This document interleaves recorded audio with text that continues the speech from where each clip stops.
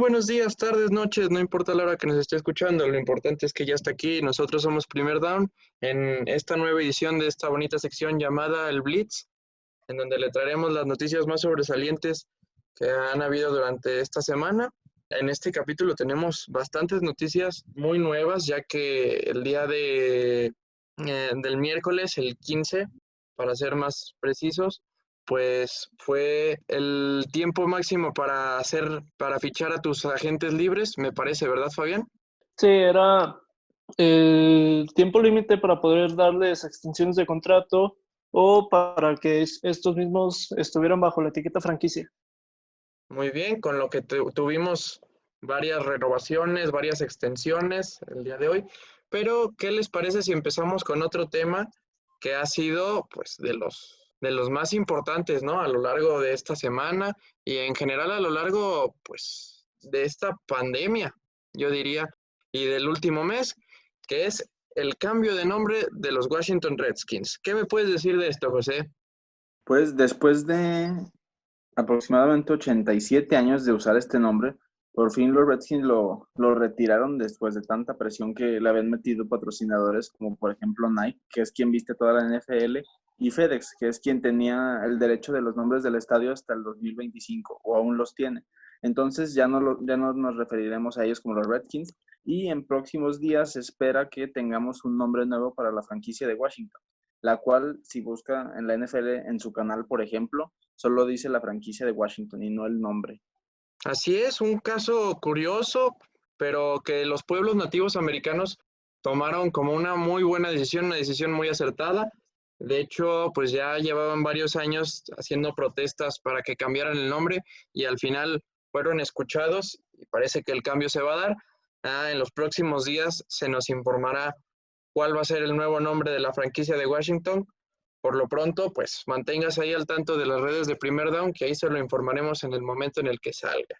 Con el segundo tema tenemos uno totalmente diferente, que es el nuevo casco para la nueva realidad. La NFL ha trabajado con médicos e ingenieros, también la Asociación de Jugadores, y diseñaron un casco que puede evitar los contagios del COVID-19 en el emparrillado. El prototipo del casco pues se caracteriza por contar con una máscara que es usada por esquiadores y militares en la Armada de los Estados Unidos. A pesar de esto, hay jugadores como el mismísimo J.J. Watt, varias veces ganador del premio al mejor jugador defensivo del año. No le gustó mucho esta decisión y dice que la máscara podría afectar tanto en el rendimiento del jugador como incluso en la mera salud del jugador, ya que si la ves, pues es como si tuviera una mascarilla de plástico y eso con los golpes que se generan en la NFL, pues podría incluso llegar a lastimar a algún jugador. Sí, aunque ahora mismo, si no me equivoco, esta mascarilla es opcional. O sea, cualquier jugador que la quiera usar la puede usar y que no quiera usarla está en su libertad de no usarla y jugar como se hacía antiguamente con los cascos de ahora. ¿Tú, José, crees que sea una buena opción usar este tipo de casco modificado o seguir usando el de toda la vida? Creo que puede ser perfectible, como todo en la NFL. Pueden utilizarse otro tipo de prototipos, porque si a alguien como J.J. Watt no le gustó es porque quizá algo ve y ve por su salud. Porque incluso se ha estado hablando de que J.J. Watt podría optar por no jugar esta temporada. Entonces yo creo que podría ser perfectible, quizá otro prototipo de esa misma máscara, quizá con otro material, o simplemente, como dice Fabián, pues quien no la quiere usar, pues no la utiliza. Pero yo creo que si sigue la pandemia como lo está haciendo en los Estados Unidos, por lo menos, sí es que se tienen que pensar en opciones para jugar esta temporada y que los contagios se limiten en la NFL.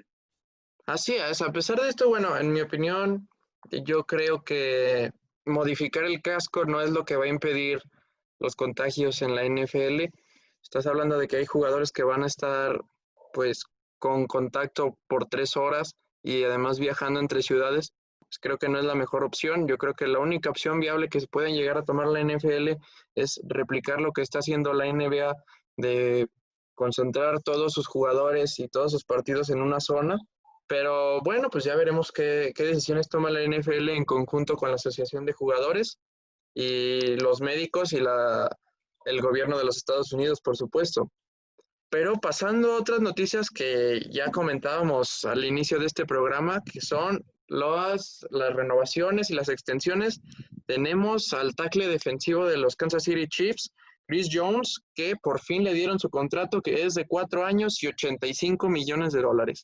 ¿Qué me puedes decir de esto, Fabián? ¿Qué te parece esta decisión de los Kansas City Chiefs? Me parece muy buena. Chris Jones es probablemente, después de Aaron Donald y en pelea con Fletcher Cox, el segundo mejor tackle defensivo de la NFL. Y si me lo pones a mí, sin él, Kansas City no hubiera remontado el Super Bowl contra San Francisco. Es un jugador que te juega de excelente forma contra el ataque terrestre y de excelente forma contra el ataque aéreo. Lo hemos visto muchísimas veces cómo bloquea pases simplemente alzando sus brazos en la línea defensiva. Creo que los Kansas City Chiefs tomaron la mejor decisión. Así es, ¿tú qué opinas, José, de esta renovación? A mí también me parece una excelente decisión, ya que creo que la mejora que tuvieron los Kansas City Chiefs la temporada pasada a la defensiva en cuanto al 2018, por ejemplo, fue en gran parte gracias a jugadores como Frank Clark y Chris Jones, quienes hacían su trabajo en la línea y permitían que los demás hicieran su trabajo. Otros jugadores que llegaron como Tyrann Mathieu o Juan Thornhill que dieron la cara por el equipo. Entonces yo creo como Fabián que es un jugador clave y que Kansas City tiene un equipo muy joven y del cual preocuparse por los próximos quizás 5 años, teniendo a Patrick Mahomes de 24 años, Hill de 26, Frank Clark de 27, Chris Jones de 26, entre otros. Así es, una renovación bastante interesante y que mantiene ese poderío defensivo por parte de los actuales campeones del Super Bowl. Y hablando de campeones de Super Bowl, nos llegó una sorpresa desde Filadelfia, ya que los Eagles firman a Jason Peters por 1 año y 6 millones, en donde jugará de guardia derecho, supliendo a Brandon Brooks. Pues una decisión bastante interesante, ya que, bueno, Jason Peters fue toda su carrera un tackle, ahora lo van a poner en la posición de guardia, en donde tiene una menor carga de trabajo. A mí me parece una buena elección por parte de Filadelfia pensando en la campaña que viene. ¿Tú qué opinas, José? Sobre todo tomando en cuenta la lesión de Brandon Brooks y la salida de Halapoulivaati Vaitai, ¿no? Creo que era muy necesario tener a alguien más después de las 2 pérdidas que tuvieron. Y a pesar de que es una línea ofensiva que es ya muy veterana, que los 3 jugadores principales de esa línea ofensiva ya son veteranos y ya están, a pesar de estar probados, no se van a hacer jóvenes, vaya. Entonces creo que fue una buena decisión, pero deberían estar pensando ya en el futuro de esa línea ofensiva. Para ti, Fabián, que bueno, este jugador ya es un viejo conocido en la división, ya que tú eres un fan de los Cowboys, ¿qué te parece este movimiento?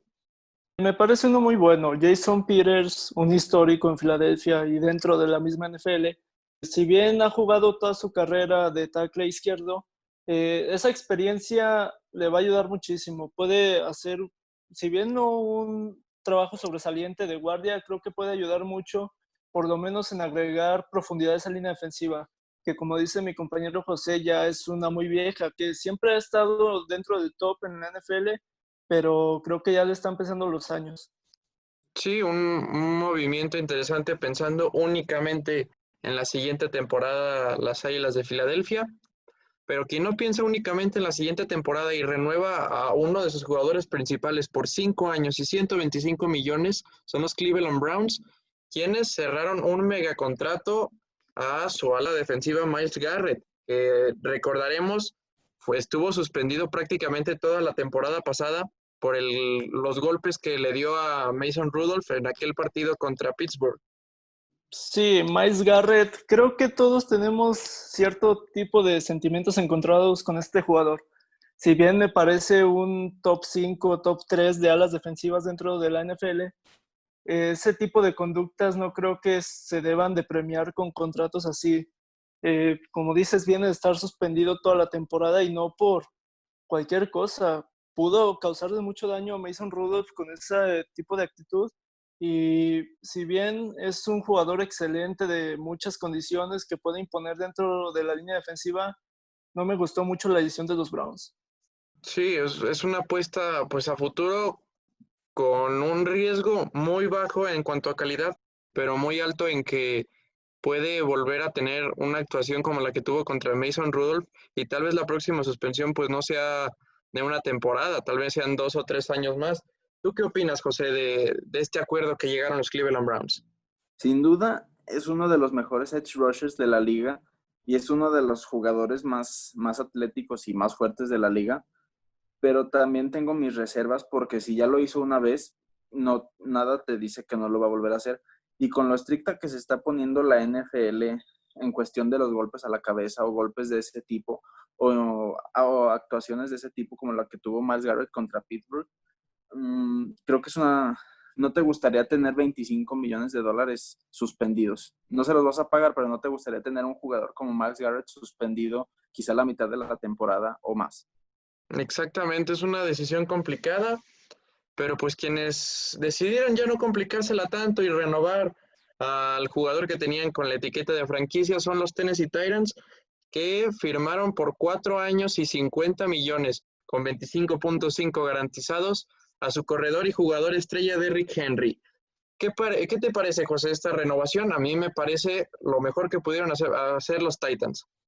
Y además, creo que fue ganar aún más para los Titans que para Derrick Henry, porque le estás pagando 25.5 millones de dólares al jugador que quizá fue quien cargó tu esquema ofensivo la temporada pasada y que por fin despegó después de algunas temporadas que si bien fueron buenas, no fueron de élite. Creo yo que es una decisión excelente por parte de los Titans y también por Derrick Henry, porque tiene un coach excelente para los próximos años, un equipo joven y un esquema ofensivo que se basa prácticamente en él desde la corrida y que ayuda a él mismo en jugadas como por ejemplo el play action que vimos tanto la temporada pasada. Entonces creo yo que quien ganó en este cambio sin duda fue Tennessee, pero también Derrick Henry tiene estabilidad por los próximos 4 años. Así es, Henry, Sí, que pues ya nos demostró de lo que es capaz en los playoffs pasado, pero Fabián, te pregunto, ¿no crees que merecía un poco de más dinero? podría ser porque fue el caballito de batalla de Tennessee toda la temporada pasada, más que por Ryan Tannehill, que si bien le dio un brillo a su carrera, Derrick Henry fue el que levantó este equipo, fue el que se lo llevó en los hombros con esos partidos de más de 200 yardas, de 30 toques por partido. Pero creo que la NFL aún tiene miedo bueno, los equipos de la NFL aún tienen miedo de pagarle mucho a un corredor. Si bien se han visto más casos como el de Zeke Elliott o el de Todd Gurley, creo que históricamente no les ha ido bien a los equipos que le pagan mucho a los corredores y creo que por eso mismo Tennessee no se atrevió a ofrecerle más dinero. Sí, una decisión complicada, pero como dice mi compañero José, yo estoy totalmente de acuerdo.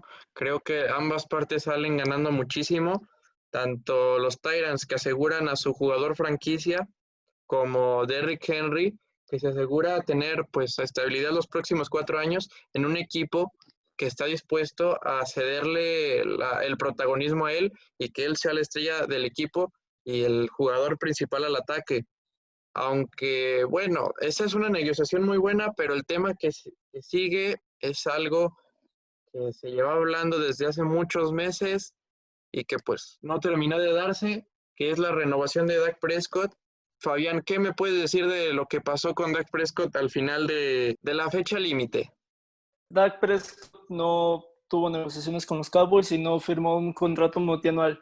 Jugará bajo la etiqueta franquicia la siguiente temporada y se unirá a Drew Brees y Kirk Cousins como los únicos quarterbacks en la historia de la NFL en jugar bajo esta etiqueta. Se habló que en los últimos minutos de la hora límite, Dak Prescott tuvo algunas pláticas con los Vaqueros de Dallas, pero al final, por el poco tiempo que faltaba, no se llegó a ningún acuerdo.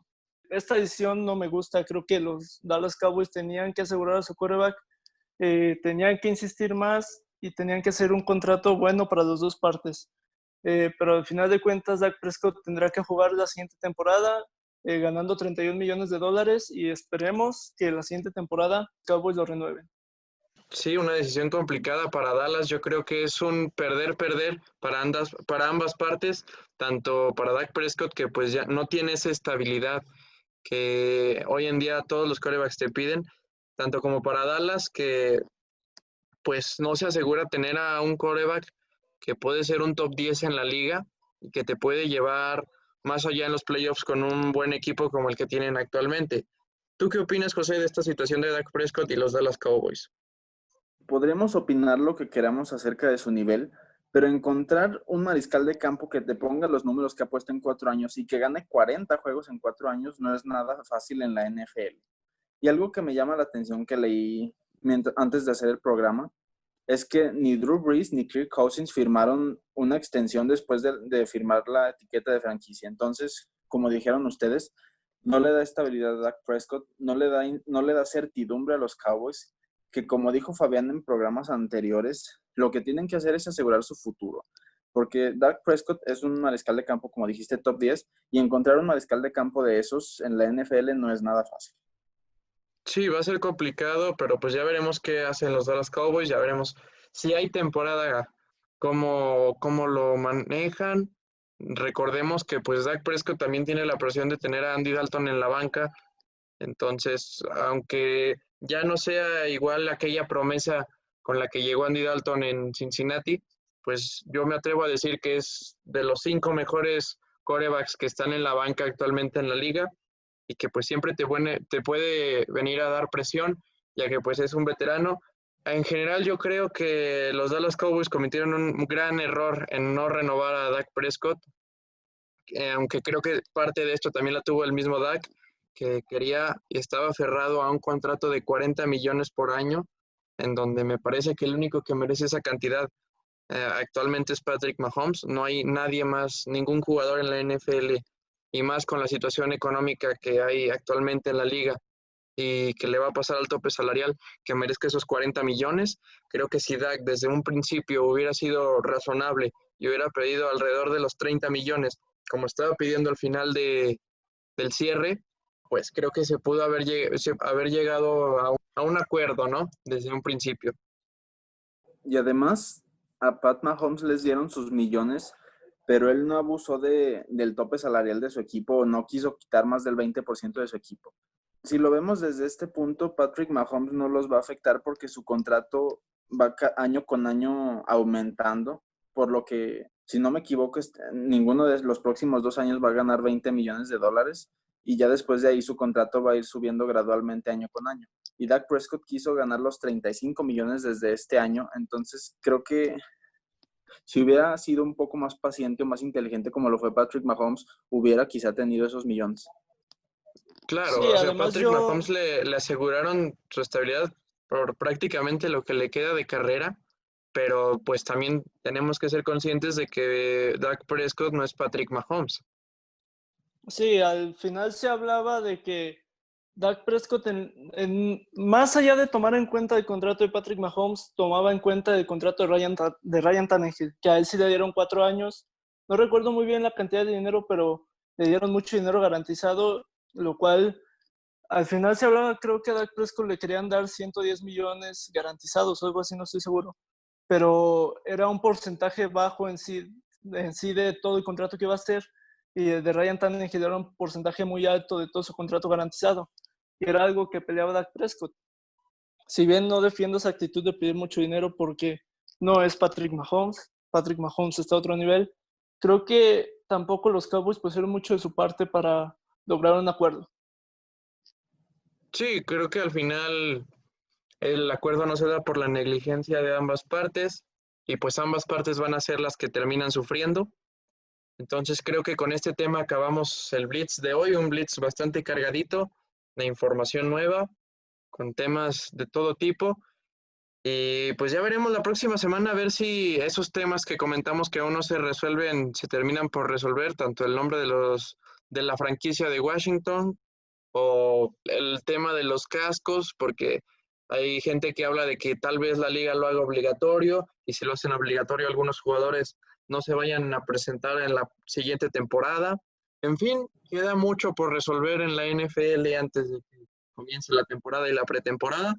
Siga manteniéndose informado aquí en Primer Down, ya sea tanto en Facebook, en YouTube, en Twitter, en Instagram, en Spotify, donde quiera nos puede encontrar.